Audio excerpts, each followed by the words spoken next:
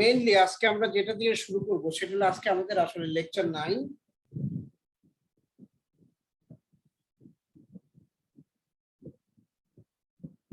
এবং আজকে আমাদের মেইন ফোকাসটা হবে এসি কারেন্ট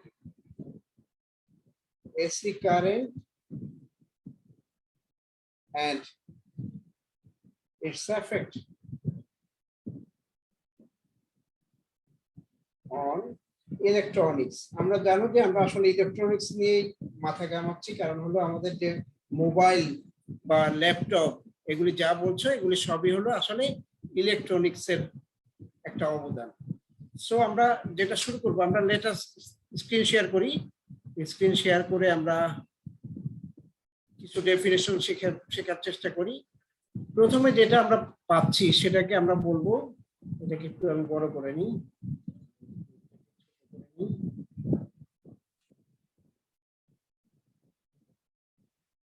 ইলেকট্রোমোটিভ ফোর্স, ঠিক আছে, এইটা কি, এই ডেফিনেশনটা আমাদের প্রথমে শিখতে হবে। তো প্রথমে আমরা যাই, the EMF E of the source is defined as the energy supplied to unit charge by the cell. এই যে এখানে একটা ব্যাটারি দেখতে পাচ্ছ, এইটাকে আমরা বলি ব্যাটারি। এটা দুইটা টার্মিনাল থাকে, একটা পজিটিভ টার্মিনাল আর একটা নেগেটিভ টার্মিনাল। আমরা জানি নেগেটিভ টার্মিনাল থেকে ইলেকট্রনগুলি বের হয়ে পজিটিভ টার্মিনালে যায়, কিন্তু আমরা বলি যে কারেন্টটা আসলে পজিটিভ টার্মিনাল থেকে নেগেটিভ টার্মিনালে যাচ্ছে। আমাদের কারেন্টের ডিরেকশন এবং ইলেকট্রনের ডিরেকশন দুইটা আসলে বিপরীতমুখী। এখন যেই শক্তিতে একটা ব্যাটারি মানে একটা ইউনিট চার্জের উপর এনার্জি প্রয়োগ করতে পারে, যে সাপ্লাই দিতে পারে, যেন সে পজিটিভ টার্মিনাল থেকে নেগেটিভ টার্মিনালে বা নেগেটিভ টার্মিনাল থেকে ইলেকট্রনের ক্ষেত্রে পজিটিভ টার্মিনালে যায়, সেই এনার্জিটাকেই আমরা বলি EMF E.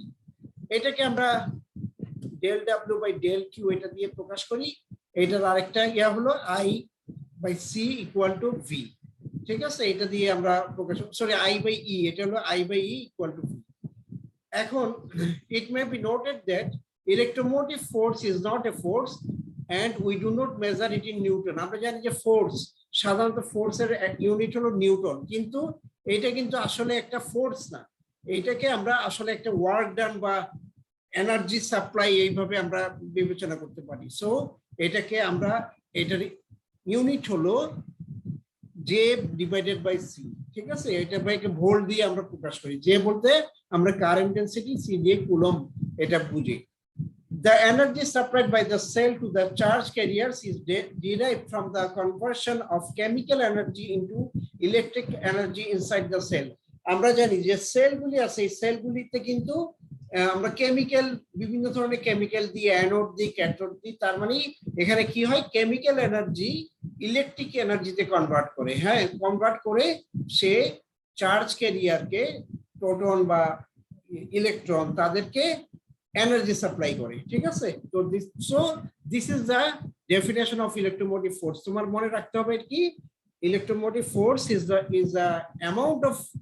amount of energy supplied to an unit charge by the cell, that is electromotive force. তার মানে যেই ব্যাটারির ভোল্ট অনেক বেশি, তার সে বেশি চার্জ ওয়ার্ক, তার সে বেশি এনার্জি সাপ্লাই দিতে পারে। তার মানে আমাদের ব্যাটারিতে আমরা চিনি কত ভোল্ট, 12 ভোল্টের ব্যাটারি চিনি, 10 ভোল্টের ব্যাটারি চিনি, 6 ভোল্টের ব্যাটারি চিনি, এবং সবচেয়ে ছোট ড্রাই সেল ব্যাটারিগুলো এগুলি 1.5 ভোল্টের সাধারণত হয়। তার মানে এটা যত ভোল্ট বেশি, তার এনার্জি সাপ্লাই দেওয়ার ইয়াটাও, তার ক্যাপাসিটিটাও তত বেশি থাকে। চলো, let us move to the another. এটা একটু এখানে ব্যাখ্যা করা হয়েছে, এই ব্যাখ্যাটা আমরা একটু দেখি, জিনিসটাকে ছোট করে। আচ্ছা, দেখো এখানে কারেন্ট আই, পরিমাণ কারেন্ট, ধরো এগুলি সব পজিটিভ কারেন্ট, এগুলি সব এদিকে ডানে যাচ্ছে। তার মানে এখানে কারেন্ট আই যাওয়ার অর্থ হলো গিয়ে পার ইউনিট এরিয়াতে যে পরিমাণ কারেন্ট একক সময় যায় তাকে আমরা বলি কারেন্ট ডেনসিটি। এটা জে দিয়ে প্রকাশ করে। তার মানে আই এর ডিরেকশন এবং জে এর ডিরেকশন দুটো সেম। আর ই মানে হলো ইলেকট্রিক ফিল্ড কোন দিকে কাজ করছে, এটা কাজ করছে পজিটিভ, যেদিকে যাচ্ছে সেদিকে কাজ করছে। এখন আরেকটা ই আমরা পাবো কিসের, ইলেকট্রনের জন্য, যে কিছু ইলেকট্রন উল্টা দিক দিয়ে আসবে, ঠিক আছে? তখন আই যখন জিরো, জে যখন জিরো, তখন তখন যেই পরিমাণ ফোর্স ইলেকট্রন বা পজিটিভ চার্জ গুলির উপর অ্যাপ্লাইড হয় তাকে আমরা বলি electromotive force. This is the another definition. তো আমরা যে কোনো একটা ডেফিনেশন শিখবো আমরা, কারণ আমাদের একটা ডেফিনেশন যদি বলে ইলেকট্রোমোটিভ ফোর্স বলতে কি বুঝো, আমরা আগের ডেফিনেশনটা শিখবো, এটা জাস্ট একটা এক্সপ্লেনেশন।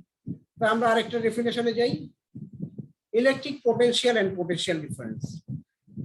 আচ্ছা, এখন দেখো, batteries lift charges to a higher potential. সাধারণত আমরা কি করি, যে কোনো পোটেনশিয়ালের সাথে আমরা পানির তুলনা করতে পারি। পানি কি করে, পানিকে যদি তুমি একটা উঁচু স্থানে রাখো, তার স্বাভাবিক টেন্ডেন্সি হলো সে নিচু স্থানে চলে যাবে, ঠিক আছে? এটা হলো তার একদমই স্বাভাবিক টেন্ডেন্সি। এখন তুমি তুমি ঠিক চার্জের ক্ষেত্রে তাই, যদি কোনো একটা চার্জ হাই পোটেনশিয়ালে থাকে তার সাধারণ টেন্ডেন্সি হলো সে লো পোটেনশিয়ালে চলে যাবে। ব্যাটারি কি করতে পারে, ব্যাটারি করতে পারে কোনো একটা লো পোটেনশিয়াল থেকে চার্জ হাই পোটেনশিয়ালে নিয়ে যেতে পারে। তার মানে যে ফোর্স অ্যাপ্লাই করো, যেমন ধরো তুমি যদি পানির ক্ষেত্রে মনে করো, তুমি যদি একটা মোটর ব্যবহার করো তাহলে নিচের পানিগুলো উপরে তুলতে পারো, তাই না? ঠিক তেমনই ব্যাটারিটা ঠিক একই কাজ করে, লো পোটেনশিয়ালের কোনো চার্জকে হাই পোটেনশিয়ালে নিয়ে যেতে পারে একটা ব্যাটারি। তো তাহলে দেয়ার ইজ পোটেনশিয়াল ডিফারেন্স থাকতে পারে, তার মানে দুটো ব্যাটারির দুইটা প্রান্তের ভিতর there may be some potential difference. হ্যাঁ, there is a potential difference because each coulomb of charge has a different potential energy at either end of the battery. তার মানে ব্যাটারির এক প্রান্ত থেকে আরেক প্রান্তে চার্জ পোটেনশিয়াল ডিফারেন্ট থাকে। যেমন ধরো এই যে ড্রাইসেল ব্যাটারি আছে, যেখানে আমরা একটা চিকন ইয়ার দেখতে পাচ্ছি, সেখানে পোটেনশিয়াল খুব হাই, আর যেখানে চ্যাপ্টা অংশটা আছে সেখানে লো পোটেনশিয়াল। দেখো হাই পোটেনশিয়াল থেকে এদিকে বাল্বের ভিতর দিয়ে লো পোটেনশিয়ালে নিয়ে যাচ্ছে। এখন পোটেনশিয়াল ডিফারেন্স একটা সংখ্যা আছে, potential difference V equal to energy divided by charge Q। তার মানে এটা অঙ্ক করার সময় লাগতে পারে, ঠিক আছে? তাহলে এটার একক কি, এটার একক হলো ভোল্ট। তার মানে volt equal to 1 joule per coulomb, ঠিক আছে? This is the definition of voltage. তাহলে চলো আরেকটু এখানে একটু পোটেনশিয়াল ডিফারেন্সের একটা ছোট করে ব্যাখ্যা আছে, এই ব্যাখ্যাটা আমরা একটু দেখি। ধরো এইটা একটা জায়গা যেখানে মধ্যে আসলে কোনো একটা চার্জ নিয়ে আসলে সেই চার্জ একটা ফিল্ড অনুভব করবে, একটা তার উপর একটা ফোর্স অ্যাপ্লাই হবে, তার মানে দিস ইজ আ ফিল্ড। আচ্ছা, এখন electric potential difference between two point is the work done by an external agent in moving a unit positive test charge from one point to another. ধরো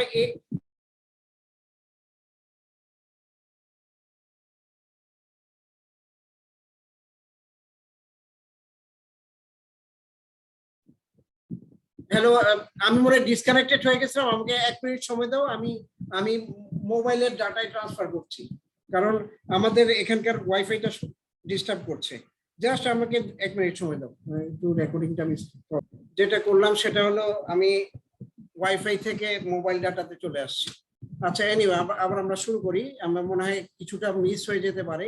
তো আমরা এই জিনিসটা থেকে শুরু করি, ইলেকট্রিক পোটেনশিয়াল ডিফারেন্স। এটার অর্থ গিয়ে কোনো একটা ইউনিট পজিটিভ চার্জকে একটা ইলেকট্রিক ফিল্ডের এক পয়েন্ট থেকে আরেক পয়েন্ট নিতে যে পরিমাণ কাজ করতে হয় তাকে আমরা বলি ইলেকট্রিক পোটেনশিয়াল ডিফারেন্স। ধরো কোনো একটা বি পজিশনে একটা প্লাস কিউ 1 কিউ চার্জ আছে, 1 কুলম্ব একটা চার্জ আছে, এই চার্জটাকে আমি এ পয়েন্টে নিয়ে আসতে চাই, তাহলে ডেল ভি ইকুয়াল টু হবে ডাব্লিউ এক্সটার্নাল। তার মানে আমার বাইরে থেকে বল প্রয়োগ করতে হবে, তাহলে আমি এটাকে লিখবো এইভাবে, V A minus VV equal to W external B to A, B point থেকে এ পয়েন্টে আমি নিয়ে আসছি। তার মানে this is potential difference between A and B.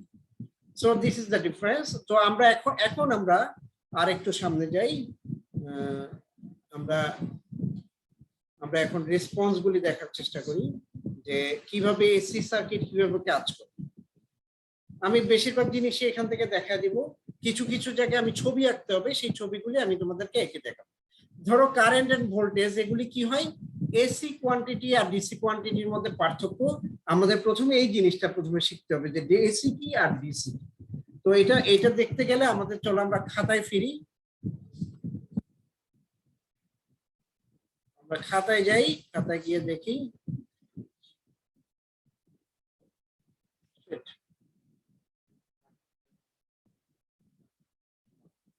In করতে হবে। তো এখন দেখো আমরা আমরা একটা খাতায় চলে আসছি, খাতায় এসে দেখতেছি একটু মানে ঝাপসা, লেখাটাকে একটু ক্লিয়ার করার চেষ্টা করি। এখন দেখো আমরা আমরা AC, what is the difference between AC and DC. আমরা এসি যদি আঁকি, এসি আমরা যদি ভোল্টেজ এবং টাইম একটা গ্রাফ আঁকি, ধরো এটা একটা ভোল্টেজ, দিস ইজ টাইম, তাহলে এসি দেখাবে এরকম, কিছুক্ষণ সে পজিটিভ থাকবে, তারপর সে কিছুক্ষণ নেগেটিভ হয়ে যাবে, আবার পজিটিভ হবে, আবার নেগেটিভ হবে, আবার পজিটিভ হবে, এইভাবে যদি কোনো একটা ভোল্টেজ ভেরি করে পজিটিভ এবং নেগেটিভ, তাকে আমরা বলি এসি কারেন্ট। কিন্তু ডিসি কারেন্টের ক্ষেত্রে আমরা সবসময় দেখতে পাবো যে সে সবসময় এইদার পজিটিভ আর নেগেটিভ, আমরা সঙ্গত কারণে আমরা ধরে নিই যে সবসময় এটা একটা পজিটিভ কোয়ান্টিটি, ঠিক আছে। ধরো এখানে একটা যদি 1.5 ভোল্টের ব্যাটারি হয়, তাহলে আমি এখানে সবসময় 1.5 পাবো। তবে সময়ের সাথে সাথে এটা ব্যবহার করতে করতে কোনো সময় আস্তে আস্তে তার ভোল্টেজ কমতে থাকে।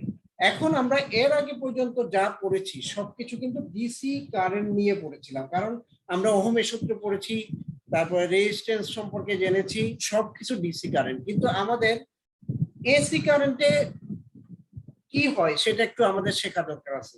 আমরা একটা জিনিস আমরা জানি, resistance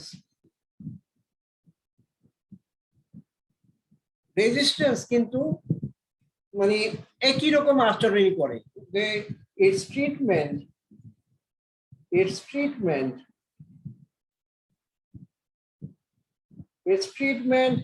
in AC and DC is same, এটা একই রকম আচরণ করবে। তার মানে এটা কি করে, এটা শুধুমাত্র ওহমস ল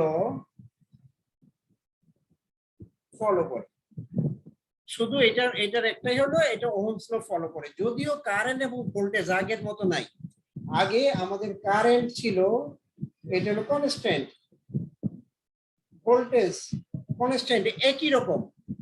যখন আমি এসি ব্যবহার করব, তখন কারেন্টটাকে আমরা প্রকাশ করব I0 sin ওমেগা টি প্লাস ফাই থাকতে পারে, নাও থাকতে ফাই ইকুয়াল টু 0 হতে পারে। আবার ভি যদি বলি, এটাও একটা সাইন ওয়েভ দিয়ে আমরা প্রকাশ করব, অথবা কস ওয়েভ দিয়ে প্রকাশ করব। তার মানে কি, সাইন ওয়েভ কেমন কাজ করে, সাইন ওয়েভ এটা কি লিখেছেন I=I0। আচ্ছা এটা একটা ছবি তার একটা, সামনে sorry I=CO I0 sin omega, তার সামনেরটা মানে আগে, আচ্ছা এটা এসি লিখছি, এসি তার আগেরটা স্যার। আর তার আগে লিখছি I=কনস্ট্যান্ট, ধ্রুবক। ও আচ্ছা, মানে কি আমি বুঝাচ্ছি, এটা হলো ডিসির জন্য। ডিসিতে আমি যদি আই আঁকি, ডিসিতে যদি আমি আই আঁকি, এটা সময়ের সাথে সাথে সবসময় সমান থাকবে, এটা চেঞ্জ হবে না।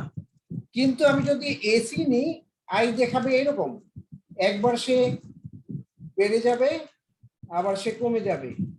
এর কারণ এটা সাইন, একটা সাইন ওয়েভ সবসময় এরকম বাড়ে আর কমে, ঠিক এই বরাবর এই জিনিসটাকে বলা হয় I0 হলো কারেন্ট আই এর সর্বোচ্চ মান, তেমনি V0 হলো কারেন্ট ভি এর সর্বোচ্চ মান, ঠিক আছে। তার মানে আমি এই যে গ্রাফটা আছে, এই যে এসি কারেন্ট এবং ভোল্টেজ দুইটাই কি হয়, পরিবর্তন হতে থাকে, একবার পজিটিভ হয়, একবার নেগেটিভ হয়, একবার বাড়ে, একবার কমে। এইটা এর জন্য এই জিনিসটাকে আমরা বলি অল্টারনেটিং কারেন্ট। অল্টারনেটিং অর্থ হলো গিয়ে পরিবর্তন হয়ে যাওয়া, একবার পজিটিভ হবে, একবার নেগেটিভ হবে, সে পরিবর্তন হতে থাকবে বারবার। So this is the definition of alternating current. তো এখন কেন এ এবং আইভি দুটা এই ধরনের হয়, কারণ আমরা জানি V equal to R I, এটা হলো ওহমের সূত্র। আর যেহেতু চেঞ্জ হয় না, আর রেজিস্ট্যান্স একই রকমই থাকে, কাজে ভি যদি পরিবর্তন হয়, আই সাথে সাথে পরিবর্তন হয়। এর জন্য যেটা যেভাবে পরিবর্তন হয়, ঠিক এইটার করেসপন্ডিং ভি যদি একই, সেটাও দেখবো যে এভাবে পরিবর্তন হয়ে যাচ্ছে। I hope that it is clear. যেহেতু আর কনস্ট্যান্ট, ভি এবং আই একটা পরিবর্তন হলে আরেকটা পরিবর্তন হবে, তার জন্য ভি আই যদি এরকম অল্টারনেটিং হয়, ভিও অল্টারনেটিং হবে। সো এই জন্য এই ধরনের কারেন্টকে আমরা বলি এসি বা অল্টারনেটিং কারেন্ট। যে কারেন্ট নির্দিষ্ট সময় পর পর ধনাত্মক থেকে ঋণাত্মক হয়ে যাবে, তাদেরকে আমরা বলবো এসি কারেন্ট। এখন এসি কারেন্টে আমরা ব্যবহার করার মতো দুইটা বিশেষ যন্ত্র আছে, বিশেষ জিনিস আছে যেগুলো এসি কারেন্টে অন্যভাবে আচরণ করে, রেজিস্ট্যান্সের মতো একই রকম আচরণ করে না। তার মধ্যে একটা হলো ক্যাপাসিটর আর একটা হলো ইন্ডাক্টর। এই ক্যাপাসিটর ইন্ডাক্টর কি, এটা জাস্ট আমরা একটু একটু শিখে নিব ক্যাপাসিটর কাকে বলে, কি জিনিস, আর ইন্ডাক্টর কি জিনিস। ক্যাপাসিটর হলো এমন একটা জিনিস যে আসলে চার্জ ধরে রাখতে পারে, ঠিক আছে। সাধারণত ক্যাপাসিটরকে আমরা এইরকম একটা চিহ্ন দিয়ে দেয়, এইরকম একটা চিহ্ন দিয়ে দেখানোর অর্থ হলো কি, এখানে দুইটা সমান্তরাল পাত থাকে, দেখতে এরকম। আমি যদি ছবি আঁকি দেখতে হবে,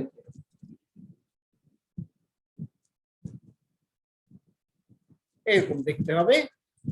ধরো তার এরিয়া হলো এ, দুটারই এরিয়া এ, আর they are separated by distance, ঠিক আছে, তাদের মাঝখানে ডিসটেন্স হলো ডি। এখন ধরো আমি এই যে বাম পাশে যেটা এরিয়াটা আছে সেইটা সব ধনাত্মক চার্জে আমি ভরে ফেলছি, এটা সব ধনাত্মক চার্জ রয়েছে, তাহলে সাথে সাথে এইটাতে সব ঋণাত্মক চার্জে ভরে যাবে, তাই না? তার মানে কি, আমি যদি একটাতে যদি চার্জের পজিটিভ চার্জ আনি আর একটাতে নেগেটিভ চার্জ চলে আসবে, তার মানে হলো গিয়ে আমি কোনো একটা মেকানিজমের মাধ্যমে এর ভিতর চার্জ আটকে রেখে দিতে পারি, তার জন্য this thing is called capacitor. এটাকে আমরা তখন ক্যাপাসিটর বলি। আচ্ছা, তাহলে ক্যাপাসিটর is formed by, এটা কিভাবে তৈরি হয়, is formed by any pair of conductor, এক জোড়া কন্ডাক্টর প্রয়োজন। কন্ডাক্টর কাকে বলে, কন্ডাক্টর হলো যার ভিতর দিয়ে চার্জ প্রবাহিত হয়, তাকে প্রবাহিত হয়। এই কন্ডাক্টরে কিন্তু এরা একে অন্যের সাথে টাচ করবে না, they are separated by a maybe separated by a distance। এটা সাধারণত তাদের মাঝখানে একটা ডিস্টেন্স থাকে। আরেকটা জিনিস থাকে, সেটা হলো কি, most of the time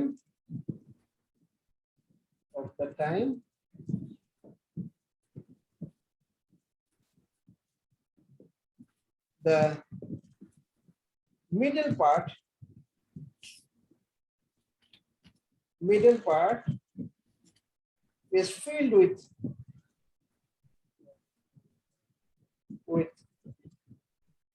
some material, এটা gaseous material, maybe gaseous material, most of the time এটা gaseous, কাজে এটা gaseous আমি লিখলাম, called dielectric। ঠিক আছে, মাঝখানে এটা ডাইইলেকট্রিক নামে একটা জিনিস থাকে, ডাইইলেকট্রিক জিনিস থাকে, এবং এটা separated by a distance D, এবং তারা দুইটা কন্ডাক্টর এবং তারা একে অন্যের সাথে টাচ করা অবস্থায় থাকে। তাহলে আমরা একটা টার্মস ডিফাইন করতে পারি, ক্যাপাসিটেন্স। ক্যাপাসিটেন্স বলতে বোঝায় হলো কোন একটা ক্যাপাসিটরের কি পরিমাণ চার্জ সে আটকে রাখতে পারে, তার ক্ষমতা কতটুকু, এটা বের করার একটা সূত্র আছে, সেই সূত্রটাকে বলা হয় এপসিলন এ বাই ডি। এ কি আমরা আগে পড়ছি, এ হলো এরিয়া, ডি হলো ডিসটেন্স, এপসিলন কে এটা জানা উচিত, এটাকে বলা হয় ডাইইলেকট্রিক কনস্ট্যান্ট। তার মানে আমি যে ম্যাটেরিয়ালটা দিলাম মাঝখানে, তার একটা ধর্ম, যে সে কি বেশি চার্জ রাখাটাকে অ্যালাউ করবে নাকি করবে না, তার উপর ডিপেন্ড করে একটা কনস্ট্যান্ট আছে, সেটাকে বলা হয়, আমরা বলি ডাইইলেকট্রিক কনস্ট্যান্ট। তাহলে এটা ক্যাপাসিট্যান্সের একক কি, unit of capacitance is farad।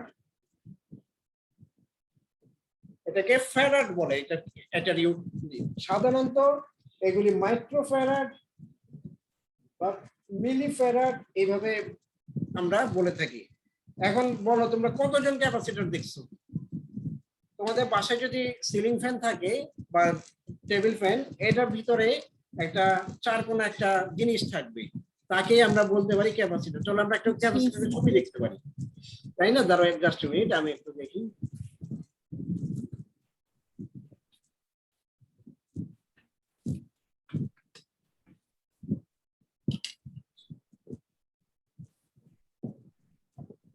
আমি তোমাদেরকে এখন ছবি একটা শেয়ার করছি, আশা করি দেখতে পাচ্ছ। এই যে এগুলো হলো ক্যাপাসিটর, এগুলো নিশ্চয়ই তোমরা তোমাদের বাসার, তোমাদের যদি কোনো ইলেকট্রনিক যন্ত্র ভেঙে ভেঙে যেয়ে থাকে তখনও তুমি এগুলি হাজার হাজার দেখতে পাবা যে এতগুলি ক্যাপাসিটর আছে। আর কেউ কেউ হয়তো ইলেকট্রনিক্স ল্যাব করছো, তখনও তোমরা ক্যাপাসিটর দেখতে পারো। এইগুলি হলো ক্যাপাসিটর। তো আমরা ক্যাপাসিটর নিয়ে এটা দেখলাম, কিন্তু আমাদের এখনো ক্যালকুলেশন কিছু শিখতে হবে। আচ্ছা, এখন আমরা চলো আমরা একটু এটাকে স্টপ শেয়ার করে কিছু বই থেকে কিছু দেখার চেষ্টা করি।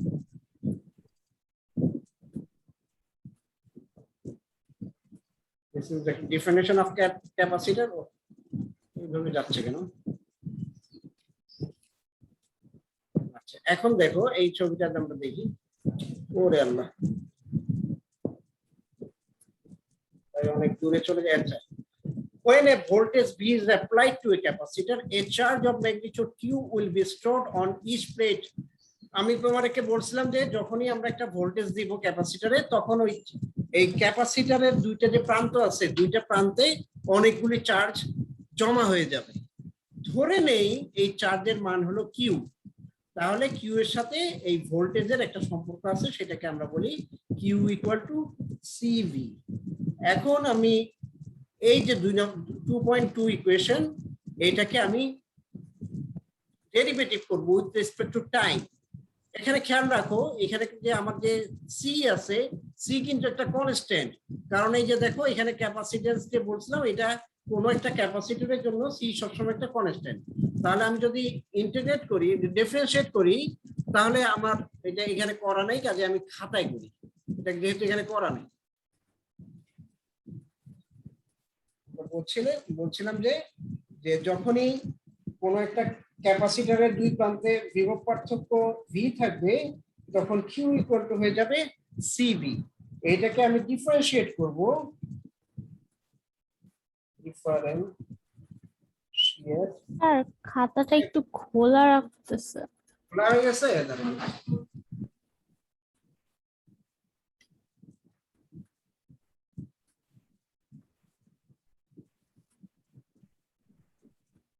এখন দেখো তো, স্যার আমার এখানে একটু ঘোলা লাগতেছে। কিন্তু অন্যদের কি লাগছে? হালকা ঘোলা লাগতেছে। জি স্যার, জি স্যার, জি স্যার। স্ক্রিনটা একটু বড় করলাম। এখন দেখো তো, স্ক্রিনটাকে আমি একটু জুম করছি। স্যার মানে লেখাগুলো একটু ফেটে ফেটে গেছে এরকম আর কি। ও আচ্ছা, তাহলে আমরা এক কাজ করি, আমরা তাহলে বই থেকে দেখি, কিন্তু একটা লাইন একটু বড় করে লিখে দেখি, ঠিক আছে?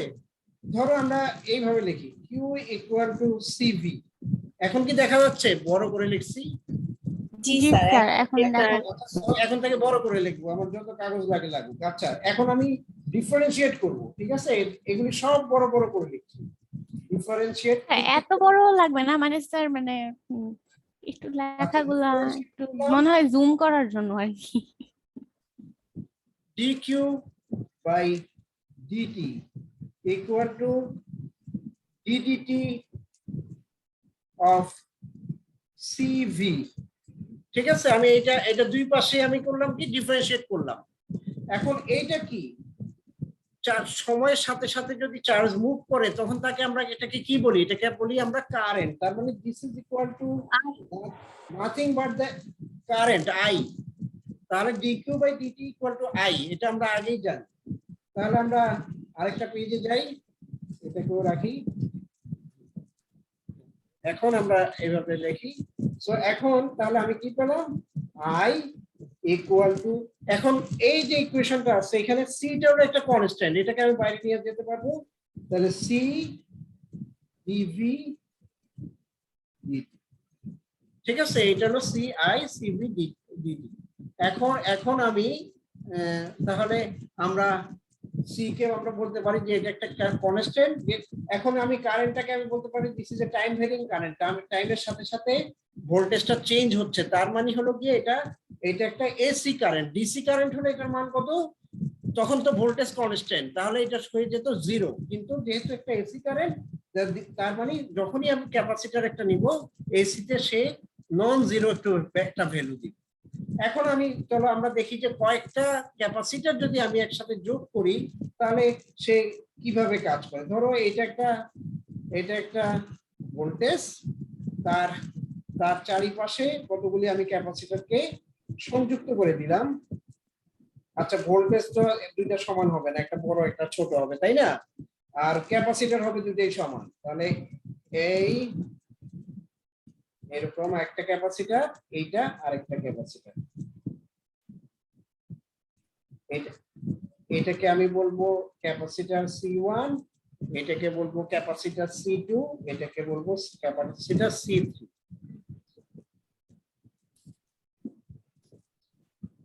তো আরেকটা কারণে হয়েছে কিনা বুঝতে পারতেছি না, আমি তো ল্যাপটপ আজকে অন্য একটা নিয়ে নিছি, ল্যাপটপটা কি চেঞ্জ করবো কিনা বুঝতে পারতেছি না। তোমরা কি এখন দেখতে পাচ্ছো? স্যার ক্যামেরাটা একটু ক্লিন করতে পারেন? ক্যামেরা তো স্যার বোঝা হ্যাঁ, বলো। যাচ্ছে, এখন আপনি যেভাবে লিখছেন দেখা যাচ্ছে। না, এখন তো আমি যত বড় বড় করে লিখতেছি, মনে করো এক এক পৃষ্ঠায় মনে হয় 2-3টা ইয়ার বেশি, লাইনের বেশি লিখতে পারবো না, ঠিক আছে?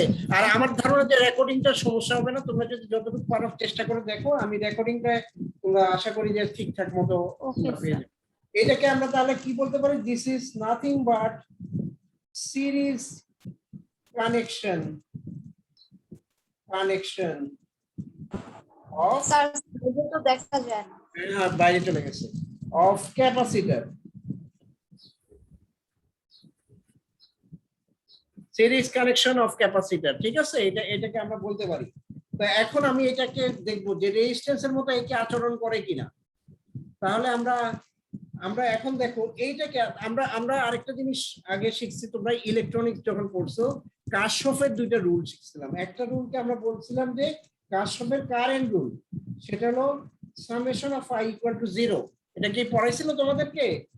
আমার ধারণা পড়াইছিল। আরেকটা রুল বলছিল summation of V equal two 0, কারণ কোন একটা সার্কিটের ভিতর যতগুলি ভোল্টেজ আছে সবগুলি ভোল্টেজের সাম হলো 0। তাহলে এখন দেখো এই ভোল্টেজে এই যে ইয়াটা আছে, সেখানে প্রথমে ভোল্টেজ একটা আছে V, একটা ভোল্টেজ আছে V, দুইটা তো একসাথে আর স্ক্রিনেও আসছে না, এটা হলো V। তারপরে বাকিগুলি সবগুলি আমি বিয়োগ করে দিব। এখানে কি পরিমাণ ভোল্টেজ আছে? এখানে ভোল্টেজ আছে Q1 বাই C1। আমি ধরে নিচ্ছি এখানে Q1 পরিমাণ চার্জ। স্যার লেখাটা বের হয়ে গেছে। ঠিক আছে, আমি ধরে নিচ্ছি যে এখানে Q1 পরিমাণ চার্জ আছে, এখানে Q2 পরিমাণ চার্জ আছে, এখানে Q3 পরিমাণ চার্জ আছে। তার মানে আমার এখানে ভোল্টেজ ড্রপ হলো Q1 বাই C1, এখানে ভোল্টেজ ড্রপ হবে মাইনাস Q2 বাই C2, আর এখানে ভোল্টেজ ড্রপ হবে Q3 বাই C3। সবগুলিকে যদি আমি যোগ করি এটা হয়ে যাবে 0। এটা হলো কারশফের ভোল্টেজের সূত্র। তা এখন আমি জানি যে from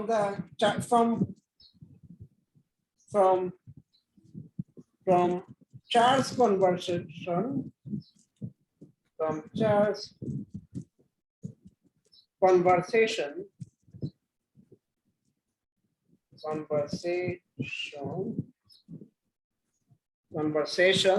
তাহলে যাচ্ছে Q1 equal to Q2 equal to Q3 equal to Q, প্রত্যেকটা ইয়াতেই ক্যাপাসিটরের চারিপাশেই একই পরিমাণ চার্জ পাবে। তার মানে আমি লিখতে পারি V minus Q equal to 1 by C1 plus 1 by C2 plus 1 by C3 equal to 0। ঠিক আছে, এটা আমি লিখতে পারি। তারপরে এই ইকুয়েশনটাকে আমি এইভাবে লিখতে পারি V by Q equal to 1 over C1 plus 1 over C2 plus 1 over C3। ঠিক আছে, এইভাবে আমি লিখলাম। এখন V by Q equal to কত? আর এটা আমি কোথায় পাইছিলাম? এটা পাইছিলাম হলো আরেকটা পৃষ্ঠায়। এই যে এই ইকুয়েশনটা থেকে দেখো, এই ইকুয়েশন থেকে আমি যদি লিখি ভি বাই কিউ, তাহলে এটা হয়ে যাবে 1/c। এটাকে আমি লিখে দিই সি ইকুইভ্যালেন্ট, স্যার মানে দেখা যাচ্ছে না। হ্যাঁ সি ইকুইভ্যালেন্ট। তাহলে this is equal two 1/c1 plus 1/c2 plus 1/c3। তার মানে সবগুলি সিরিজে যদি আমি ক্যাপাসিটর রাখি, তাহলে তারা এই রকম সূত্র দিয়ে একে অন্যের সাথে যুক্ত হবে। কিন্তু রেজিস্টার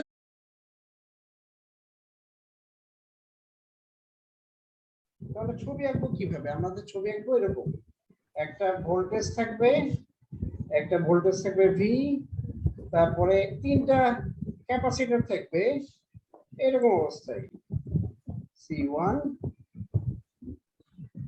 C2 C3 তিনটা ক্যাপাসিটর থাকবে। এই হলো গিয়ে আমার সার্কিটটা এরকম দেখাবে।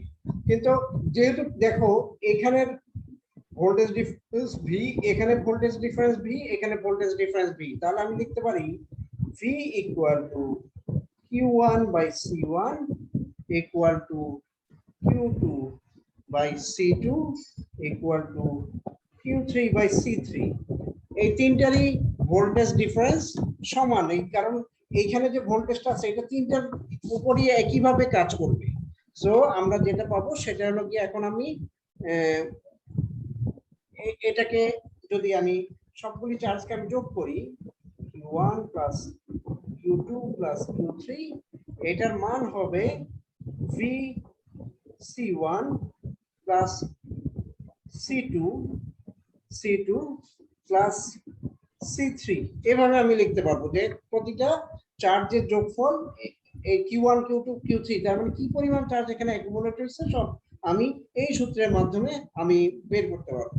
এখন আমি জানি এই তিনটাকে মিলে আমি বলতে পারি this is my total charge বা কিউ ইকুইভ্যালেন্ট, এটা আমি বলতে পারি। তাহলে কিউ ইকুইভ্যালেন্ট ইকুয়াল টু আমি লিখবো VC1 plus C2 plus C3, সবগুলি চার্জের যোগফল। এখন আমি যদি একটা ইকুয়েশনের সাথে আমি ইয়া করি, আমি যদি V ইকুয়াল টু, ইকুয়েশনটা কোথায় গেল, এই যে Q ইকুয়াল টু CV এই ইকুয়েশনের সাথে কম্পেয়ার করি, তাহলে আমি দুইটা ইকুয়েশনকে কম্পেয়ার করে পাবো C equal to C1 plus C2 plus C3। তার মানে যখনই ক্যাপাসিটরগুলি প্যারালাল সংযোগে থাকবে তখন তারা যোগ হয়ে যাবে, ঠিক আছে। আর যদি তারা সিরিজ সংযোগে থাকে তখন 1/c 1/v 1 এইভাবে জিনিসগুলি আমাদের ক্যালকুলেশন করতে হবে। তো আমরা এই ক্যাপাসিটর সম্পর্কে এই জানলাম।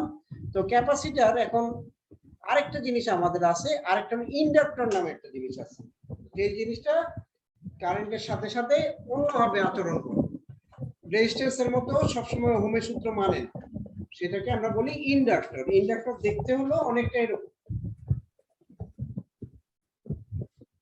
এটা হলো ইন্ডাক্টর।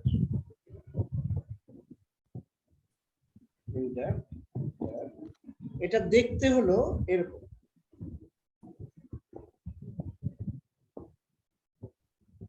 এরকম। এখন এইটার দুই পাশে যদি ভোল্টেজ ভি হয়, ভি পরিমাণ ভোল্টেজ এটাকে অ্যাপ্লাই করে, তখন আমরা যে সূত্র আমরা পাই সেটা হলো V equal to L DI D. এখন দেখো কারেন্ট যদি ডিসি কারেন্ট হয় তাহলে ডিআই ডিটির মান 0, তখন তার পাশে কোনো ভোল্টেজ থাকে না। কিন্তু যখন যদি কারেন্ট এসি হয় তখন এটা কিন্তু ভোল্টেজের একটা মান আমরা পাবো। যত বেশি কারেন্টটা অল্টারনেটিং হবে ততই এই ভোল্টেজের মান বেশি হবে। এলটাকে বলা হয় সেলফ ইন্ডাকটেন্স।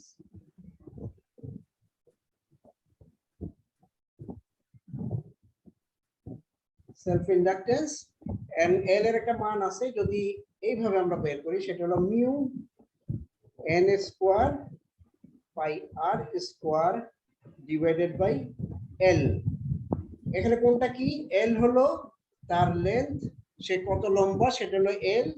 এন হলো তার ভিতর কয়টা পাক আছে, কতগুলি এখানে কতগুলি পাক আছে মানে কয়বার সে ঘুরছে সেটা হলো n, আর পাই আর স্কয়ার হলো এক একটার এরিয়া, এটা হলো রেডিয়াস হলো r ক্যাপিটাল R, তার মানে পাই আর স্কয়ার হলো কি একটা এরিয়া, এইরকম কতগুলি এরিয়া আছে তার গুণফল, এবং মিউ কে আমরা বলি permeability. Mu is called permeability. এই দুইটা জিনিস আছে যে দুইটা ইন্ডাক্টর এবং ক্যাপাসিটর, এরা তোমার যখন এসি কারেন্ট থাকে তখন এটা অন্যরকম আচরণ করে, ঠিক আছে? স্যার মিউ ইকুয়াল টু কি লিখেছেন? পারমিয়াবিলিটি আবার লিখি কারণ এটা লেখাটা পেঁচিয়ে গেছে।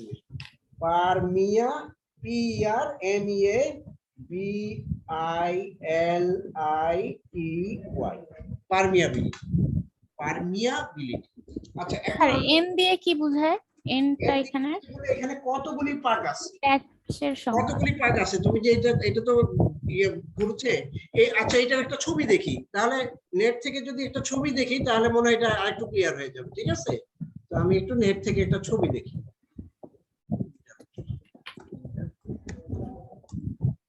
ও আমি তো শেয়ার স্ক্রিন করিনি, তাহলে আমি শেয়ার স্ক্রিন করিনি। ইন্ডাক্টর ইমেজ, এই দেখো ইন্ডাক্টর দেখতে এরকম, ঠিক আছে? এই যে দেখুন ইন্ডাক্টর কি, এই যে তার এরকম ঘুরে ঘুরে যাচ্ছে। এই যে এখানে এই যে এটা একটা ইন্ডাক্টর, ছোট ইন্ডাক্টর, এটা একটা বড় মানে একটু বেশি পাকের ইন্ডাক্টর, এরকম গোলও হতে পারে, ঠিক আছে? কিন্তু একটা তার বের হবে আর একটা তার ঢুকবে, তার মানে কারেন্ট এদিক থেকে ঢুকবে এদিক থেকে বের হবে, এইভাবে সিস্টেম করা থাকে, ঠিক আছে? সো এটা হলো ইন্ডাক্টর। এখন একটা লাকিলি আমাদের যে ইলেকট্রনিক কম্পোনেন্ট গুলি আছে, যে আমরা যেই সব কম্পোনেন্ট নিয়ে কম্পিউটারে কাজ করি বা আমাদের মোবাইলে কাজ করি, ওখানে ভিতর ইন্ডাক্টর জিনিসটা কিন্তু থাকে না কেন? কারণ এরকম পেঁচানো জিনিস একটা যদি আমরা ইয়ার ভিতর ঢুকাতে যাই, একটা কম্পিউটার ঢুকাতে যাই, তাহলে কম্পিউটার গুলি বিরাট বড় হয়ে যাবে, তাই আমরা ইন্ডাক্টরকে অ্যাভয়েড করি। কিন্তু আমরা ওই ক্যাপাসিটরকে অ্যাভয়েড করতে পারি না, কারণ ক্যাপাসিটরটা অনেকগুলি কাজ করে। কি কি কাজ করে এটা আমরা আগে আসবো, কিন্তু এখন আমরা লেট আস মুভ ফরওয়ার্ড, আর একটু এটার আগে যাই, এরপরে আমাদের কি পড়তে হবে সেখানে যাচ্ছি।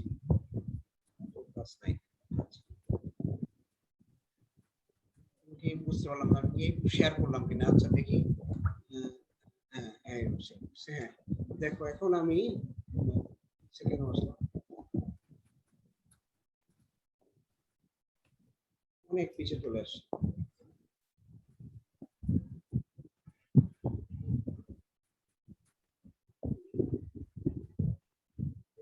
এখন আমরা বেশিরভাগই আমরা করে কি হাতে না লিখে এদিকে এখান থেকে করার চেষ্টা করি। ইন্ডাক্টর আমার তেমন একটা দরকার হয় না, কিন্তু আমার খুব জরুরি জিনিস যেটা সেটা হলো আরসি সার্কিট। তোমার সিলেবাসে দেখো স্পেশালি লেখা আছে আরসি সার্কিট তোমার পড়তে হবে, কারণ আরসি সার্কিট দিয়ে আমরা অনেক কিছু তৈরি করি। দেখো এখন এই ছবিটা দেখে আমরা আস্তে আস্তে এক্সপ্লেইন করতে যাই। ধরো এখানে একটা V0 দেওয়ার অর্থ হলো কি এখানে একটা এসি কারেন্ট দেওয়া আছে। এই কারেন্টের দেখো এখানে একটা সুইচ আছে, এই সুইচটা চাইলে তুমি এখানে দিতে পারো, V0 এটার সাথে কানেক্ট করতে পারো বা এটার সাথে কানেক্ট করতে পারো। যখন V0 এর সাথে কানেক্ট করবা তখন কিন্তু কারেন্ট এই R এর ভিতর দিয়ে C এর ভিতর দিয়ে গিয়ে আবার V0 তে চলে আসবে। আর যখন এটা তুমি এখানে কানেক্ট করবা তখন কারেন্ট প্রবাহিত হতে পারে যদি ক্যাপাসিটর, আমি জানি ক্যাপাসিটরের ভিতর কিন্তু আমরা চার্জ ধরে রাখতে পারি। যদি আমি ক্যাপাসিটরটাকে চার্জ করে তারপরে আমি এই সুইচটাকে এখানে দিই, তখন কিন্তু ক্যাপাসিটর এই ছোট সার্কিটটার ভিতর দিয়ে কারেন্ট প্রবাহিত করবে, ঠিক আছে? এইটা হলো কি ক্যাপাসিটর ফান্ডা। ক্যাপাসিটর কি করতে পারে, সে কারেন্ট ধরে রাখতে পারে এবং যখন তুমি চাবে তখন সেই কারেন্টটাকে রিলিজ করে দিতে পারবে, ঠিক আছে? তো আমরা তাহলে এই যে সার্কিটটা আমরা প্রথমে ধরে নেই যে এই সুইচটা এখানে দেওয়া আছে, এই সুইচটা উপরে দেওয়া আছে, ঠিক আছে? তার মানে এইটা কানেক্টেড, এই জায়গাটা কানেক্টেড। আমি যেটা দেখাচ্ছি এটা কি তোমরা আসলে দেখতে পাচ্ছ আমি কোথায় কানেক্টেড? ও আচ্ছা, আমি আঁকতে তো পারি, আমি তো আঁকতে পারি। ধরো আমি কানেক্টেড করে দিলাম, এটা আমি কানেক্টেড করে দিলাম, ঠিক আছে? কানেক্টেড করে দিলে কি হবে, এখান থেকে কারেন্ট আসবে, এসে ক্যাপাসিটরকে চার্জিত করবে এবং এখান থেকে কারেন্ট প্রবাহিত হবে। এখন দেখো, এখন আমি এখানে কারশফের ভোল্টেজের সূত্র আমি লিখতে পারি। ভোল্টেজের সূত্র লিখলে আমি ধরো এখানে যদি ভি পরিমাণ ভোল্টেজ থাকে, ঠিক আছে, তাহলে আমি লিখতে পারি ভি ইকুয়াল টু আইআর। এখানে মনে করো আই পরিমাণ কারেন্ট যাচ্ছে, তাহলে আইআর প্লাস এখানে যদি কিউ পরিমাণ চার্জ দিতে হয় তাহলে কিউ বাই সি, এভাবে আমি লিখতে পারি। এখন দেখো ভি এর মান কিন্তু দুই রকম হতে পারে। দুই রকম কেন? দুই রকম কেন? যখন আমি বলবো যে নিচে নামছে না কেন,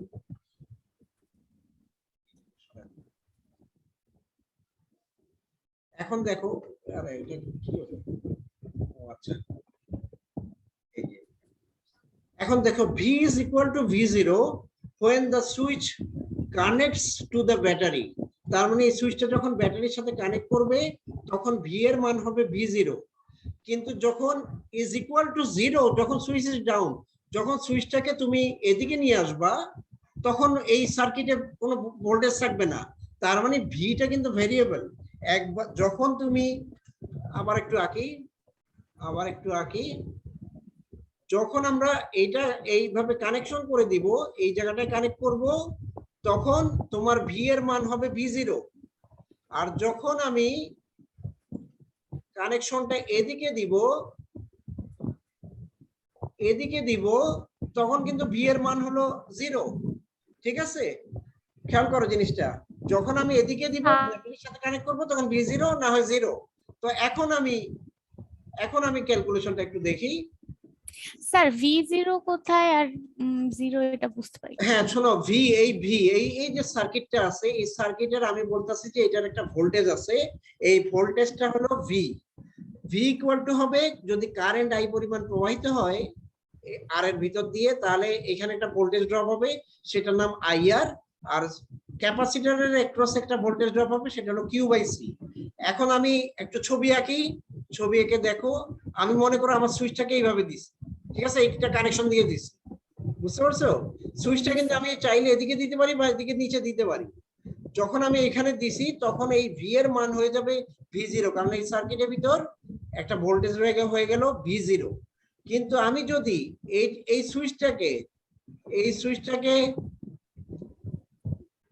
এই সুইচটাকে এখানে না দিয়ে আবার একটু মোটা করে দিলে ভালো হতো। আমি যদি এখানে দিই তখন ভি এর মান কত? তখন কিন্তু এই সার্কিটে দেখো কোথাও ভি নাই, কারণ ভিটা যেটা ছিল সেটাকে আমি ডিসকানেক্টেড করে দিয়েছি। তার মানে তখন আমার সার্কিটে আসবে হলো 0, সার্কিটে ভোল্টেজের মান হবে 0। শুধুমাত্র ভোল্টেজ ড্রপ কোথায় যাবে? আর এর কাছে ভোল্টেজ ড্রপ হবে, সি এর কাছে ভোল্টেজ ড্রপ হবে। বলো তো কারেন্ট কোথা থেকে আসবে? তখন কারেন্টটা আসবে ক্যাপাসিটর থেকে। ক্যাপাসিটরে আমি যে চার্জটা সঞ্চয় করে রাখছি সেই চার্জটাকে সে তখন রিলিজ করবে। রিলিজ করার ফলে এখানে একটা কারেন্ট আমি পাবো। ঠিক আছে, দিস ইজ দ্য, এটা হলো ব্যাখ্যা। তার মানে ভি এর মান দুই রকম হতে পারে। যখন এই সুইচটা আমি ইয়াতে দিব, এইভাবে দিব, তখন যখন আমি এই সুইচটা এইভাবে দিব, এটা এই উপরে V0 এর সাথে কানেক্ট করব, তখন ভি এর মান V0। আর যখন এটাকে নিচের সাথে কানেক্ট করব তখন এইটা কিন্তু সার্কিটের বাইরে, এটাতে আমার শুধু তখন কারেন্ট প্রবাহিত হবে এই জায়গাটার ভিতর দিয়ে, তখন ভি এর মান হবে 0। তাহলে দেখো এখন আমি এই ইকুয়েশনটাকে আমি চাইলে ক্যালকুলেশন করতে পারি। এটা কি আমি খাতায় করব? খাতায় করলে সুবিধা হবে, কারণ ক্যালকুলেশনটা পুরো তখন বুঝতে পারবে। চলো আমরা এটা খাতায় করি।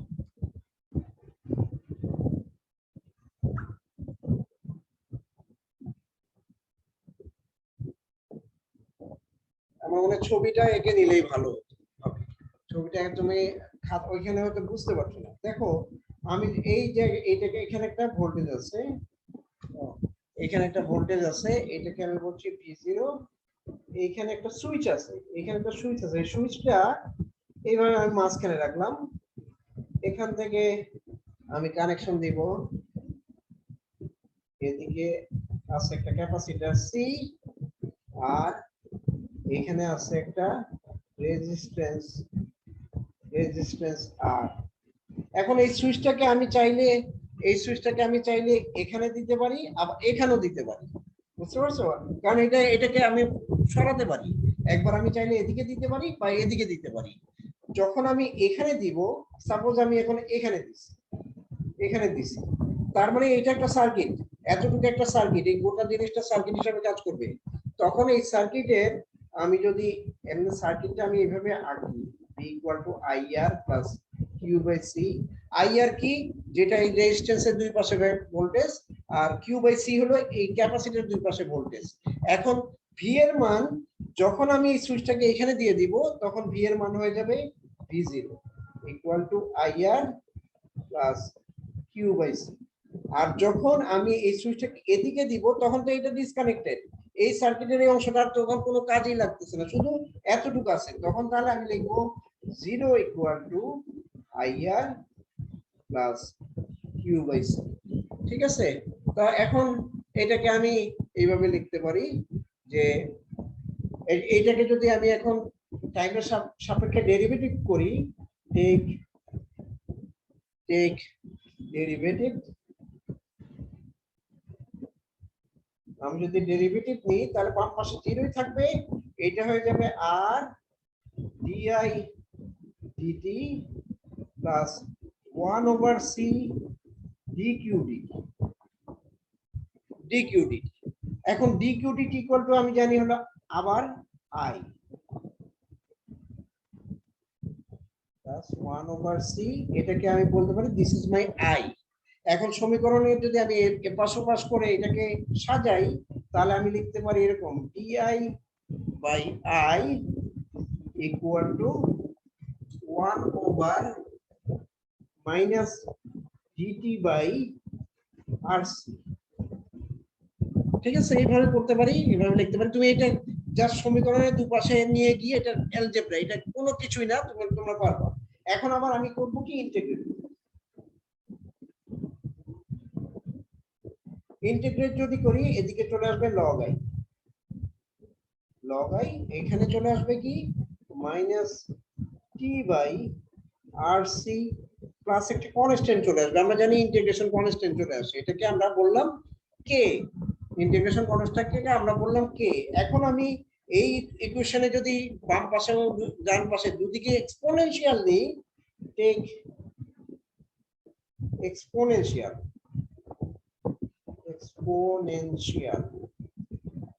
তাহলে আমি এদিকে লিখতে পারি আই, কারণ লগ এবং এক্সপোনেনশিয়াল দুইটা একে অন্যকে ক্যান্সেল করে দেয়। তার মানে আমি এখানে লিখবো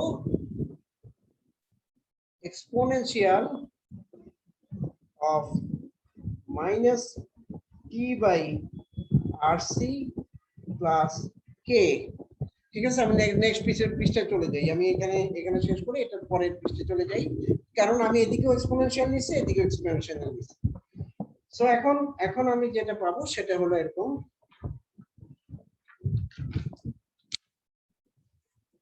আমি পাবো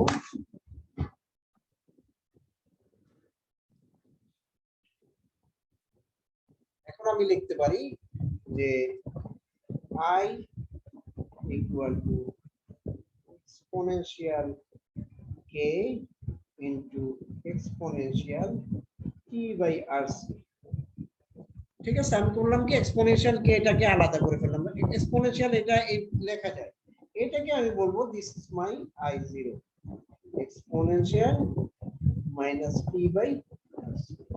তার মানে আই এর একটা ক্যাপাসিটরের মধ্যে যদি এরকম সার্কিট থাকে, তার আই এর সূত্রটা আমরা জেনে গেলাম। আচ্ছা, এখন ভি বের করব। আমরা জানি ভিসি মানে হলো গিয়ে ক্যাপাসিটরের দুপাশে ভোল্টেজকে আমি বলতেছি ভিসি। তাহলে ভিসি ইকুয়াল টু হবে ভি মাইনাস আইআর। এটা কেন লিখলাম? এটা কিন্তু আমরা লিখলাম হলো এইখান থেকে V equal two VC plus IR, এইরকম ভাবে কারশফের সূত্রটা ছিল, আমি জাস্ট এটাকে একটু চেঞ্জ করে লিখলাম। এখন ভি এর মান আমি এখানে বসায় দিব, এখানে হবে ভি যা আছে তাই থাকবে, কিন্তু আই এর মান হলো i0 আর এটা এখান থেকে লিখছি i0 আর exp minus T by RC. এইটাকে আমরা বলতে পারি যে ক্যাপাসিটরের দুই পাশে কি পরিমাণ ভোল্টেজ থাকে তার সূত্র। ঠিক আছে, সো এটা আমাদের হয়তো পরে কোথাও লাগতে পারে। এখন আমরা দেখব একটা ক্যাপাসিটর কিভাবে চার্জিত হয়, কিভাবে ডিসচার্জ হয়, এই জিনিসটা আমাদের শিখতে হবে, কারণ এইটাই সবচেয়ে মূল ফাংশন একটা ক্যাপাসিটর। তো আমরা লেট আস মুভ ফরওয়ার্ড, আমরা কিভাবে চার্জিং হয় সেটা সম্পর্কে একটু দেখি। আমরা তাহলে একটু স্ক্রিন শেয়ার করে সেখান থেকে দেখার চেষ্টা করি। বইয়ে আমি যে ক্লাস নোটটা লিখছি সেখানে একটু লিখি। এটা তাহলে আমরা একটু আগে যা পড়লাম সেটা হলো এখানে এই ক্যালকুলেশনটা আমরা কমপ্লিট করছি খাতায় কমপ্লিট করে আমরা এইরকম একটা ইকুয়েশনে গিয়ে 2.21 ইকুয়েশনে গিয়ে থামছি। এটা কি ইকুয়েশন? এটা হলো কালেক্টরের দুই পাশে কি পরিমাণ একটা ক্যাপাসিটরের দুই পাশে কি পরিমাণ ভোল্টেজ থাকে তার ফর্মুলা। চলো আমরা একটু সামনে যাই, এখন আমরা দেখি যে চার্জিং ডিসচার্জিং কিভাবে হয়। চার্জিং, এখন দেখো আমরা চার্জিং করার সময় আমরা কি করব, একটা সার্কিটে একটু আমরা ব্যাক, একটা সার্কিটটা তো একটু দেখতে হবে, সেই সার্কিটটা একটু দেখে আসি।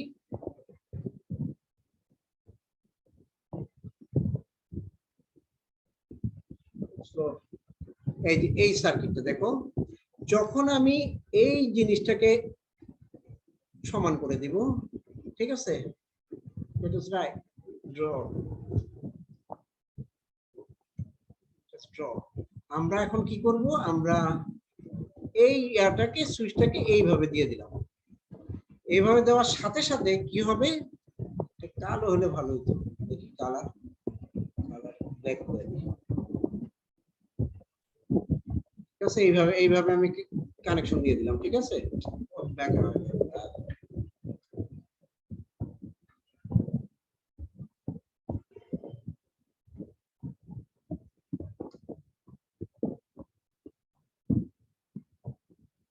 এই কানেকশনটা আমি দিয়ে দিলাম। এখন কি হবে বলতো, V0 থেকে একটা কারেন্ট এই রাস্তা বরাবর গিয়ে আর এর উপর দিয়ে সি তে চলে যাবে। সি তে চলে যাওয়ার ফলে যদি এই কারেন্টটা এখানে চার্জ জমা হতে থাকবে, জমা হতে হতে একটা এই ক্যাপাসিটর সর্বোচ্চ যতটুকু পর্যন্ত চার্জ জমা হতে পারে সেই পর্যন্ত জমা হবে। আচ্ছা, তারপরে আমি করব কি, এইটা এই কানেকশনটাকে আমি মুছে দিব, মুছে দিয়ে এই জায়গাটায় আমি কানেকশন করে দিব, এই জায়গায় কানেকশন দিব। এখন কিন্তু আর ভোল্টেজের সাথে তার কোনো সম্পর্ক নেই।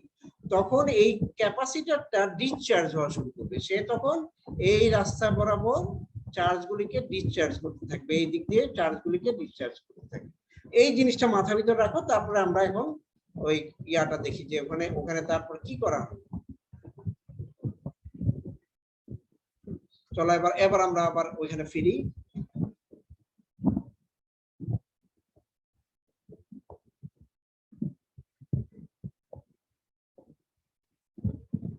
এই যেখানে আসি, দেখো আমরা কি করব, suppose we assemble the circuit with an unchanged capacitor so that VC is initially 0।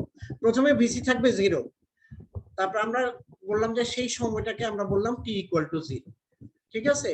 তাহলে t = 0 তে ভিসি = 0 আর সার্কিটের ভোল্টেজ ভি হলো v0, ঠিক আছে। এখন আমি ইকুয়েশন 2.21 ব্যবহার করলাম। 2.21 কি ছিল? 2.21 ছিল, একটু জাস্ট একটু গেলে হবে, এখানে যাই, এই যে ইকুয়েশনটা দেখো, এই যে আমি প্রথমে বলছি vc = 0, t = 0, তার মানে এই টার্মটা হয়ে যাবে 0, এক্সপোনেনশিয়াল অফ 0 = 1। তার মানে আমি কি পাবো, বাম পাশে 0 = v - i0r, এটা পাবো। দেখো ঠিক এই ইকুয়েশনটা আমি ওখানে পাইলাম, 0 = v0 - i0r, এটা পেলাম। এখান থেকে আমি i0 এর মান বের করতে পারি, i0 এর মান হবে v0/r। তার মানে এটা কি জিনিস, এটা হলো যখনই সার্কিটটা আমি অন করলাম তখন যেই পরিমাণ কারেন্ট ওই সার্কিট দিয়ে যাবে সেই সার্কিটের মান হলো i0।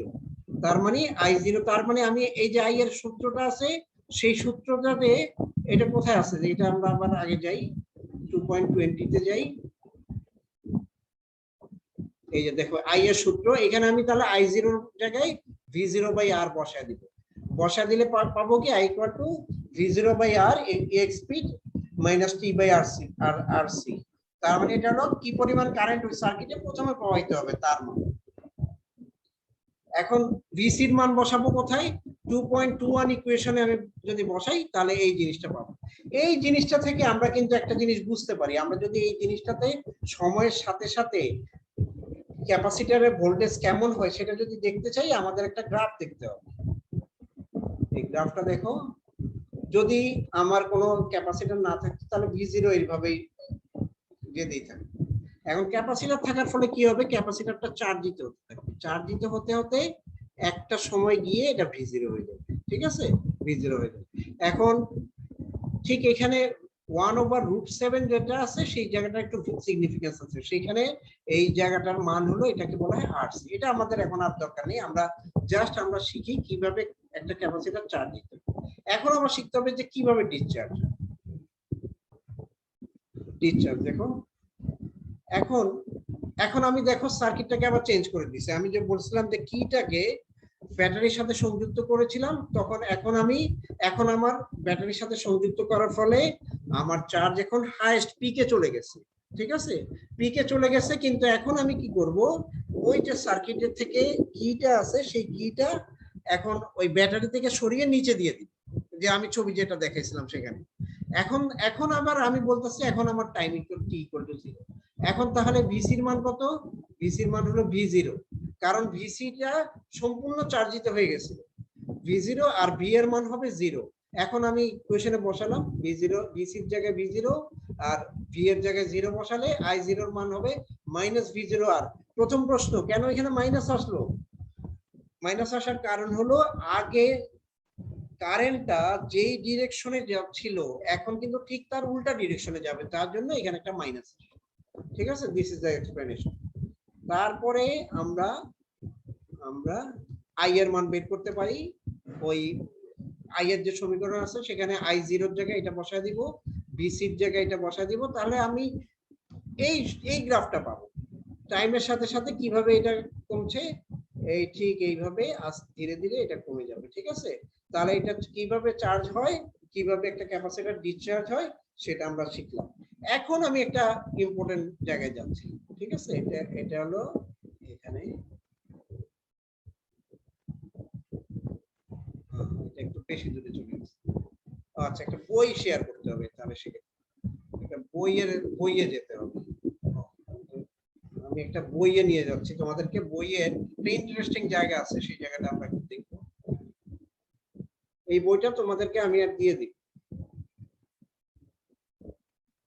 তবে এটা ডিজেভিউ বই। ডিজেভিউ তোমার একটু ডাউনলোড করে, ডিজেভিউ পড়ার একটা সফটওয়্যার আছে, ওটা একটু ডাউনলোড করে নিতে, ফ্রি, সমস্যা নেই।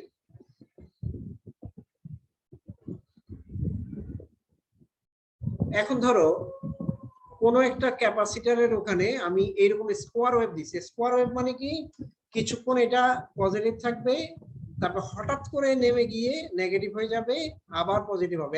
এখন ক্যাপাসিটরের কি অবস্থা হবে দেখো, যখন এটা পজিটিভ এতটুক থেকে এতটুক পর্যন্ত, সে তখন চার্জ দিতে হতে থাকবে, চার্জ দিতে হতে হতে সে V0 পর্যন্ত চলে গেল। তারপর যখনই এটা নেগেটিভ হয়ে গেল, সাথে সাথে সে ডিসচার্জ করা শুরু করবে, তারপর আবার চার্জ দিতে হবে, আবার ডিসচার্জ দিতে হবে। এই ধরনের ওয়েভকে বলা হয় সটুথ ওয়েভ। এখন এটা কেমন দেখতে হবে সেটা ডিপেন্ড করে হলো কি আমার ক্যাপাসিটরের ভ্যালু কেমন। যদি ক্যাপাসিটরের ভ্যালু অনেক বেশি হয় তাহলে একরকম হবে, কম হলে আরেক রকম। দিস ইজ দ্য, এইটা মানে জাস্ট একটু দেখানোর মতো ছিল। চলো এবার আমরা একটা বড় ক্যালকুলেশন একটু দেখব, সময় আছে এখনো 15-20 মিনিট, আমরা চেষ্টা করব শেষ করার। সো এখন আমি আবার স্ক্রিন শেয়ার করি আমার ডাটা। এই জিনিসটা একটু ইম্পর্টেন্ট,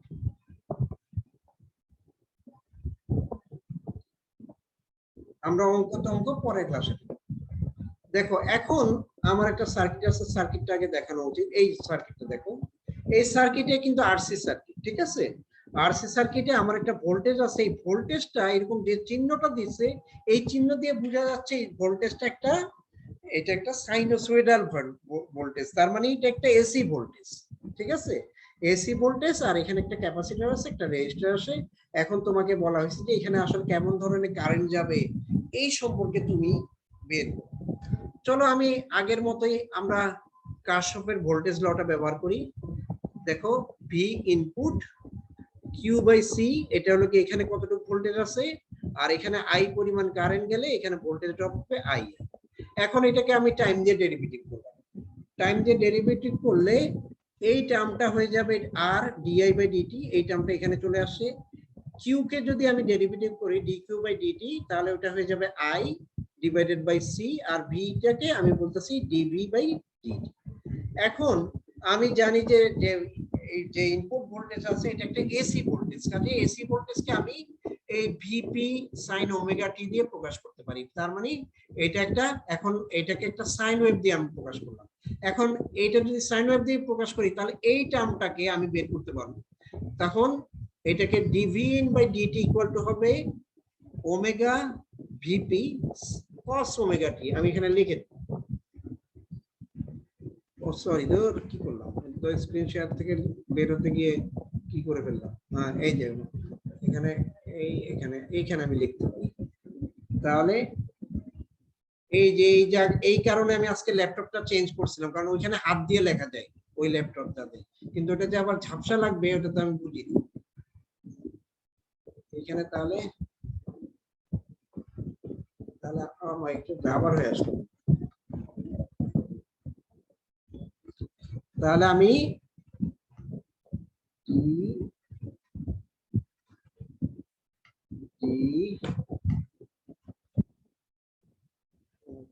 খাতায় লিখলে ভালো, যে কষ্ট হচ্ছে ডিডিটি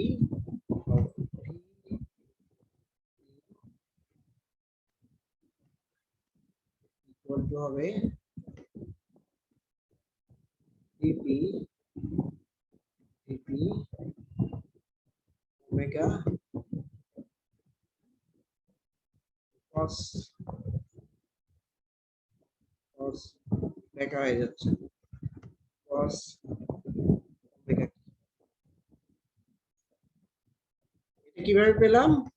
এটা হলো শুধুমাত্র এই যে এই জায়গাটাকে ডেরিভেটিভ করছি, ঠিক আছে, উইথ রেসপেক্ট টু টি, তাহলে এটা আসে।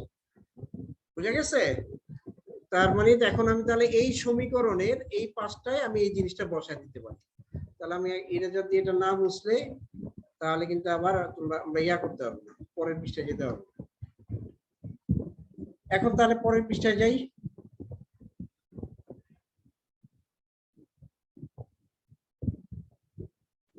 আর আইটাকে আমি লিখতে পারি IP sine omega t plus phi. এখানে একটা ফাই দেওয়ার কারণ হলো যখন আমি ভোল্টেজ থেকে কারেন্টে আমি বের করব তখন এখানে একটা ফেজ ডিফারেন্স নাকি তৈরি হয়ে যায়, ঠিক আছে। ফেজ ডিফারেন্সটাকে আমরা বলছি ফাই। যদি ফেজ ডিফারেন্স কিছু না থাকে তাহলে ফাই এর মান হয় 0। তার মানে এখন আমি ইকুয়েশন যেটা আগে দেখছিলাম সেখানে দেখো এই ইকুয়েশনে আই এর জায়গায় আমি বসাবো আই এর যে সাইনের মানটা আছে সেটা বসাবো, ও এটাকে ডেরিভেটিভ করব টি এর সাপেক্ষে, তারপরে বসাবো এখানে আই এর মান বসাবো, আর ভি এর জায়গায় ভি এর মান বসাবো। বসালে দেখো কি পাই, বসালে আমরা এই ইকুয়েশনটা পাই। তোমরা এটা নিজেরা করতে পারবা, খুব সহজ, কোনো সমস্যা হবে না খুব। তারপরে তোমার কাজ হলো cos ওমেগা টি প্লাস ফাই এটার মান ভেঙে ফেলা। এটা ভাঙলে কি পাই আমরা, cos omega T cos phi minus sin omega T sin phi, আর এটাকে ভাঙলে আমি পাবো sin omega T cos phi plus sin phi cos omega T. তবে এখন আমি যেটা করব যে এই যে সমীকরণটা আছে এখানে যত sin ওমেগা টি এবং cos ওমেগা টি আছে তার সহগগুলি সমীকৃত করব। এটা একটু ক্যালকুলেশনটা খাতায় দেখালে ভালো হতো, ঠিক আছে। আমি তাহলে এটা একটু খাতায় দেখি, কারণ এই ক্যালকুলেশন না হলে তুমি পারবা না। তোমাদের কি এরপরে কোনো ক্লাস আছে? একটু বেশি সময় নেওয়া যাবে? স্যার হ্যাঁ আমাদের স্কিডিউল ক্লাস আছে। ক্লাস আছে?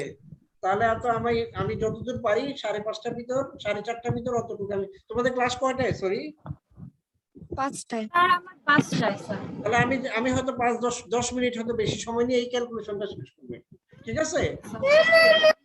আর কারো যদি ক্লাস থেকে চলে গিয়ে তুমি রেকর্ডিংটা দেখে নিও, আমি জাস্ট ওখানে যাই। হ্যাঁ এখানে ক্যালকুলেশনটা একটু শেষ করে দিই তোমার। এটাকে হাতে করলে তুমি দেখবে যে অনেক সহজ। আচ্ছা আমি যেটা পেয়েছিলাম সেটা হলো এরকম, v equal to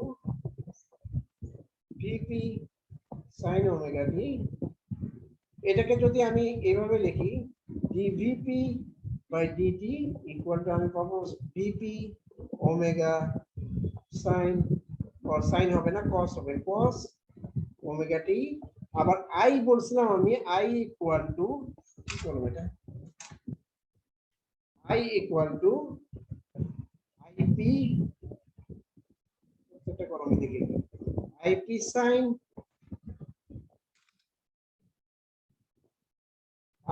sin omega t plus phi, এটা পেয়েছিলাম। ঠিক আছে, এটার অর্থ হলো এইখানে একটা ফেজ ডিফারেন্স আছে, ফাইটা হলো phase difference.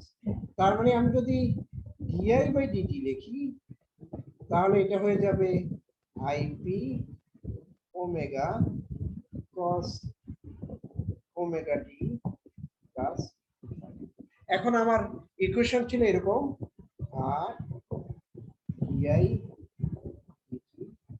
plus I by C equal to V in y dt, তার মানে আমি এখন মান বসাই, মান বসালে আমি পাবো আর IP omega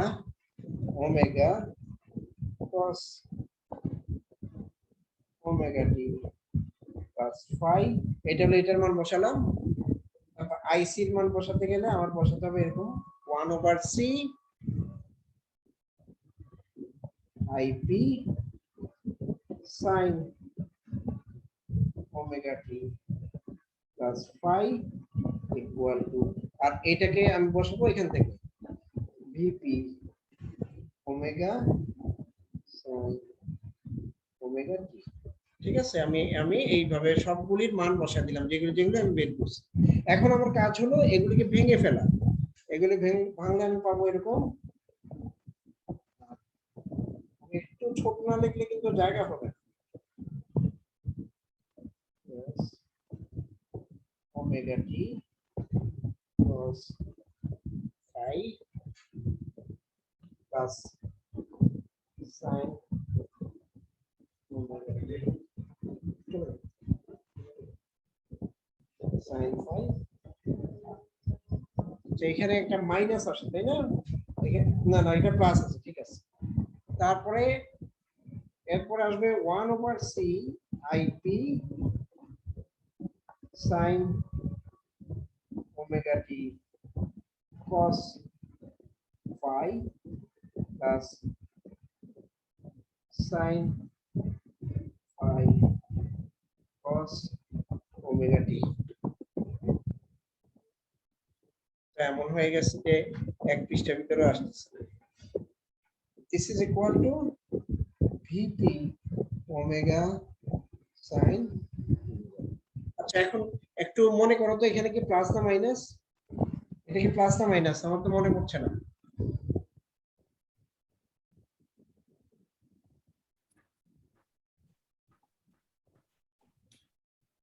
এটা হলো মাইনাস, এটা হলো মাইনাস, ঠিক আছে, এখানে মাইনাস হবে। তাহলে এখন আমি কি করব, এই ইকুয়েশনের ভিতর sin ওমেগা টি যেখানে যেখানে আছে সবগুলিকে আমি একসাথে করব। এটাকে বলা হয় equating the coefficient of sin omega T. Equating the coefficient of sin omega T, যারা বাংলা মিডিয়ামে পড়ছো তারা এভাবে পড়ছেন যে sin ওমেগা টি সহগগুলিকে সমীকৃত করে এইভাবে আমরা বুঝতাম। তাহলে আমরা যা পাবো সেটা হলো এরকম এরকম 5 plus 1 এটা এভাবে না লিখলে 1 over w omega rc sin phi minus vp by ip r cos omega t plus minus sin phi plus 1 over omega rc plus phi into এখানে একটা থাকবে sin omega। দেখো এখন এখন পুরোটাই চলে আসছে, এইটা আসলে গুণ এখানে, ঠিক আছে। তো এখন এখন একটা জিনিস খেয়াল করো, সাইন ওমেগা টি এবং কস ওমেগা টি তাদের মধ্যে একটা একটা সম্পর্ক আছে। সম্পর্ক কি? যখন কস omega T equal to 0, sine omega T equal to 1, আর যখন sine omega T equal to 1, cos omega T equal to 0, ঠিক আছে। এইটা কিন্তু সবসময় হবে। তাহলে আমরা আমরা করব এভাবে,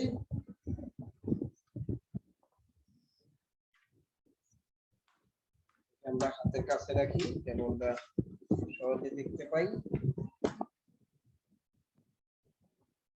সবাই দেখতে পাচ্ছ নাও? t equal to 0, t equal to 0 হলো কোনটা 0? ওমেগা t equal to হলো 0, তার মানে এটা 1, তাহলে cos omega t equal to 1, sin omega t equal to 0। তখন আমি কি পাবো? তখন আমি পাবো cos phi plus 1 over omega rc sin phi minus vp by ip আর আবার ব্র্যাকেট দিলাম কেন, ইকুয়াল টু 0, ঠিক আছে। এটা পেলাম, কারণ আমার তখন এই টার্মটা শুধু থাকবে, এই টার্মটা থাকবে, এই টার্মটা যেহেতু sin ওমেগাটা 0, এটা বাদ হয়ে যাবে। আবার যখন t এর মান 2 পাই, t এর মান যখন 2 পাই, তখন আমি পাবো sin omega t equal to 1। Sir লেখা দেখা যাচ্ছে না। একটু আমি তখন আমি পাবো cos omega t equal to 0। তখন আমার কোন টার্মটা পাবো? তখন আমি শুধু এই টার্মটা পাবো। তখন আমি পাবো minus sin phi plus 1 over omega rc cos phi equal to 0। এখন আমি যদি এটাকে একটু একটু সাজাই, এটা কিন্তু এরকম হয়ে যাবে, sin phi by cos phi equal to 1 over omega rc equal to tan phi, কারণ sin phi by cos phi equal to হলো tan phi। তাহলে what is the value of phi? Phi equal to হবে tan inverse 1 over omega rc। এটা easy, এটা just trigonometry একটু জানলেই তুমি এটা করতে পারো। এখন পরের অংশটা দেখি। একটা অংশ পার্ট আমি সলভ করলাম, এখন এই পার্টটা আমার সলভ করা বাকি রয়ে গেছে। তাই এখন আমি এই পার্টটা সলভ করব।